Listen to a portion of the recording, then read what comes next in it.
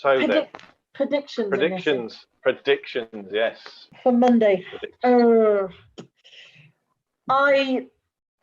Obviously tonight was an absolute stinker in the end. But I've got to be positive. I'm on the BT fan screen again. So obviously I'm gonna keep the positivity. Obviously we need to give you a flag for your background. Well, I've got a couple of flags. I used the Molyneux Pride one, which had the old stadium design. I've had that since I think it was the first game of the season in the 2012-13. I think it was that we all got given it. First home game in the league against Barnsley, 3-1 win that night. I seem to remember. I think it'll be last home game of the season at Molyneux. The lads will know what's what come that point, no doubt, in terms of what we're playing for properly. It will be no doubt tough, but Palace, obviously, the way in which Palace set themselves up is rather annoying, as they demonstrated in the 2-0 win at Molyneux on the 2nd of January last year, which was a very impressive away performance. No one should question that. The way in which they just almost held out against us back in October, or September, whenever it was, when we grabbed the last minute leveller, which obviously kick-started our season properly. I think our quality will come through. No doubt the boys will be so determined to just be like, we cannot have such a sickening end again. And I'm therefore going to go, I'll go with a tight one. I'll go with a 2-0. And then the Palace haven't really looked like scoring recently. And that's the major thing. I'll go 2-0. We'll bounce back and we'll just do what we need to do. And if we do go, then we will have our best season. We'll top last season's points total. We're currently on 56. We last season finished on 57 altogether. And that in itself is an astonishing achievement, where we've gone 7th one season to potentially 6th, and even better points total the next. And no one should take that away from us. I would have absolutely taken that more than 57 points at the start of the term. 2-0 then. Go. Alex? I think that with the quality that we had on the pitch today, especially in pace, that the return on that investment, risky investment, I guess, by Nuno was not what I expected. I was flipping through the verdict thread. A lot of people say we played soundly today. I don't consider 2 shots on target in 70 minutes sound for that setup.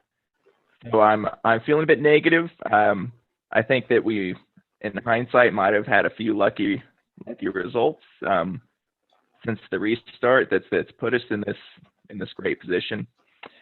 And I just think, we had almost 3 years of momentum that was derailed when the world shut down, and that can't be overstated enough. Like, we were just like, I don't know that we would have lost a match the rest of the way had we not shut down, including the Europa. So with that in mind, though, Monday I'm going to see 1 goal in the game. I hope it's for us. I do. I don't think it will be based on my feelings today. So maybe that'll change tomorrow. But I'm going to go 1-0 to Palace. I can understand where you're coming from, and as mentioned the last. It also corresponds with my hot take, which is Wolves don't play in Europe. Prove me wrong. They're streaming this in the locker room right now. Prove me wrong. As I say, I completely get you. And as the way that they set up the way they do again, then it's something's wrong. Something has gone awry. It's just a little tweak, I think, but I don't know what it is. I don't know that they know what it is. Something's not firing.